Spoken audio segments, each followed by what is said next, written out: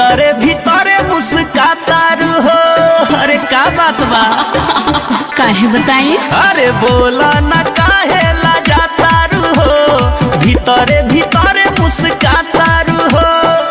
कौन बात बा एहो करे जा, कौन बात बा एहो करे जा, भइल बाड़ू पागल।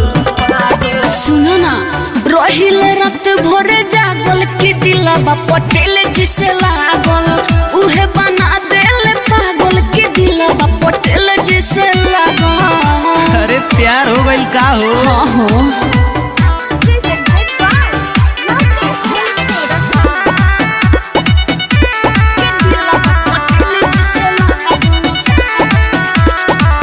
बात सुनो ए रसीली, हमारा जैसन मरद ना मिली।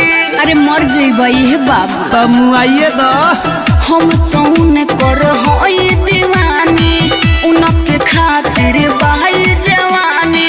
हम ही हाथ के चूड़ी पहनाइब, हम ही कंगन चूड़ी पहनाइब, हम ही पाँव के छागल। सपना देख तरका हाय रहिल रात भोरे जागल कि दिलवा पटेल जिसे लागल, उहे बना देले पागल कि दिलवा पटेल जिसे लागल।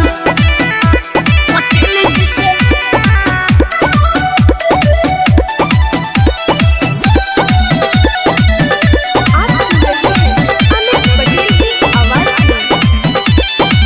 एहो पूजा तहरा से जुड़ गइल बा प्रीत हो।